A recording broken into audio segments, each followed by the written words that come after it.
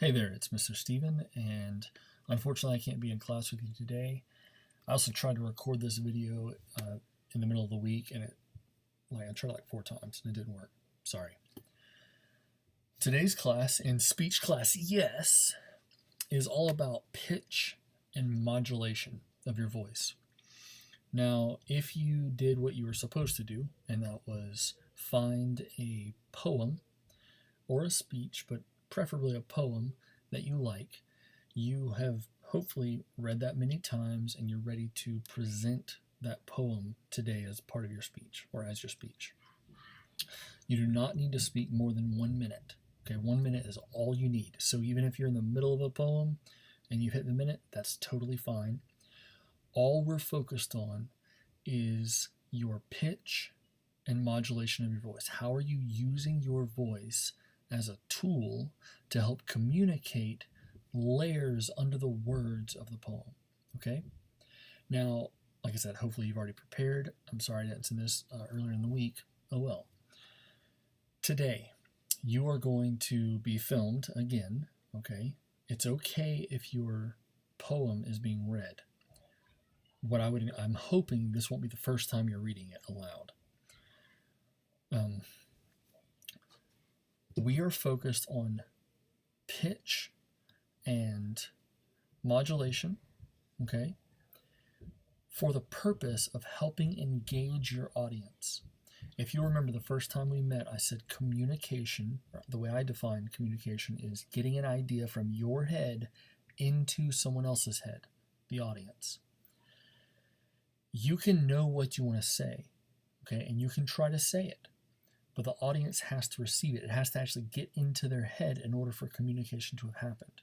If the audience isn't listening to you or isn't receiving that message or that idea, then communication hasn't happened.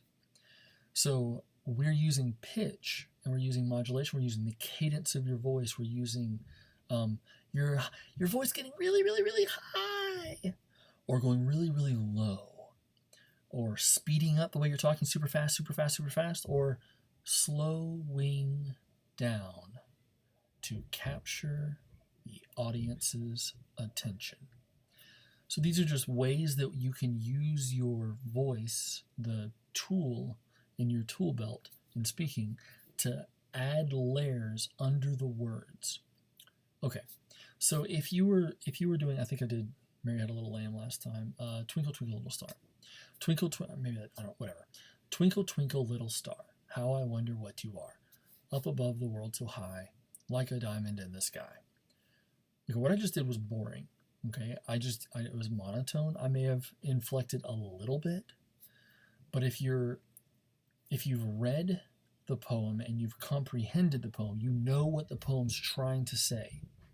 You can use your voice to add layers under the words. Okay? Twinkle, twinkle, little star.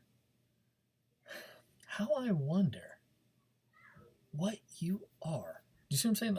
I know this is a silly example, but you want to use your voice. You want to use the speed of how much you talk, how loud you are, or how quiet you are, how big or how small you are. You use your voice in communicating layers under the words. You could read the phone book as far as I'm concerned. It doesn't matter what you're reading, but make sure that you're using your voice to communicate the meaning under the words. Okay, so that is your assignment today. No more than a minute, and instead of breaking into groups, I want everyone to do it together. Everyone will read their poem or speech or whatever it is that you've gathered. Only a minute. We're going to have a mom film you, and we'll be able to watch this after the fact, or later in the year, you'll be able to watch this video and say, oh, I understand now, I can do more. Now, bonus tip. I don't want to take up too much time because everybody's going to get through their 1 minute speech. Bonus tip on using this from today moving forward. I want you to use your voice, the tool of a voice, not just for this one assignment. You're going to be using this for every speech from this point forward for the rest of the year. There's a couple of things you can do that'll help you use your voice. Next week, we'll be talking about structure. How do you structure your ideas when you're creating the content? In this case, you didn't create the content, you're just reciting, you're just presenting the content.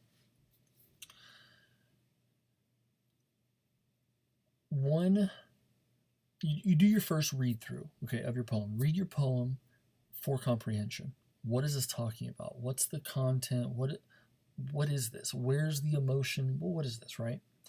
The second time you read your poem, you read it for rhythm.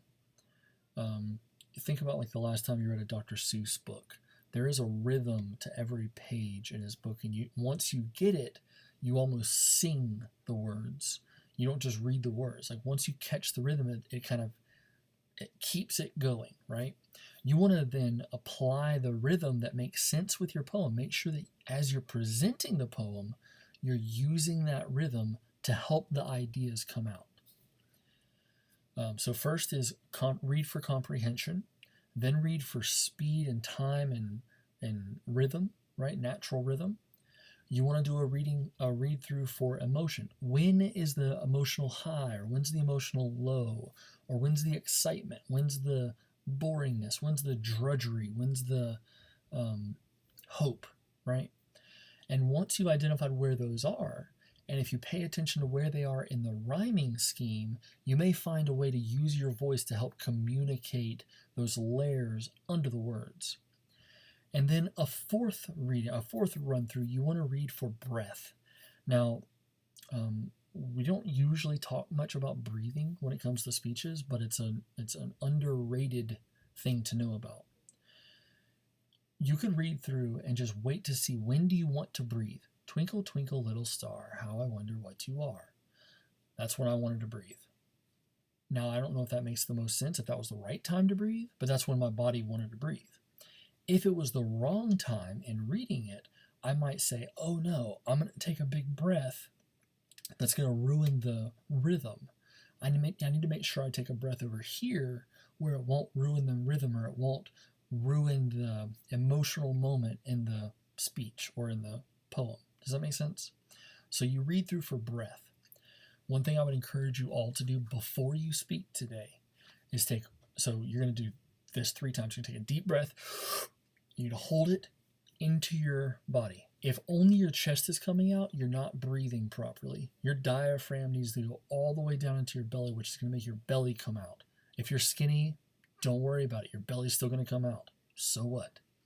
Just take a deep breath until your tummy kind of pokes out. Then hold that breath. That's how you know you've actually filled your lungs. Okay? Hold that breath as long as you can until you can't hold it anymore, and see what you automatically do. Okay?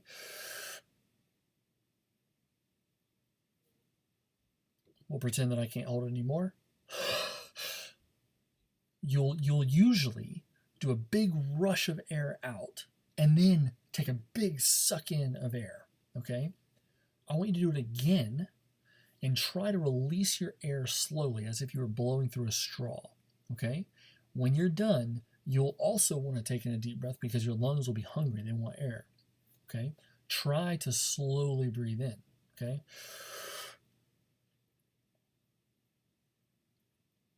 I can hold my breath much longer than that, but we'll continue.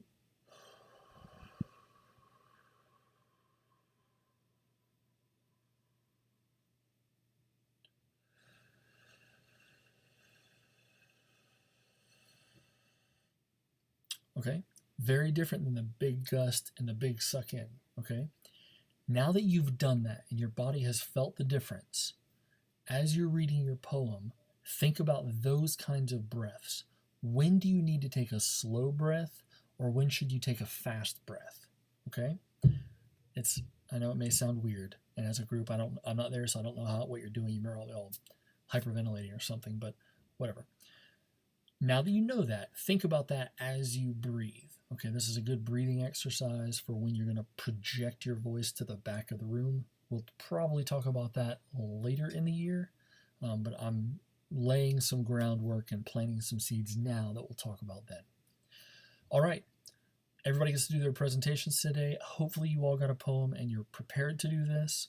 We're going to record them, and I'm sorry that I couldn't be there. I'm sure you're all going to do an awesome job. I will look forward to watching all the recordings.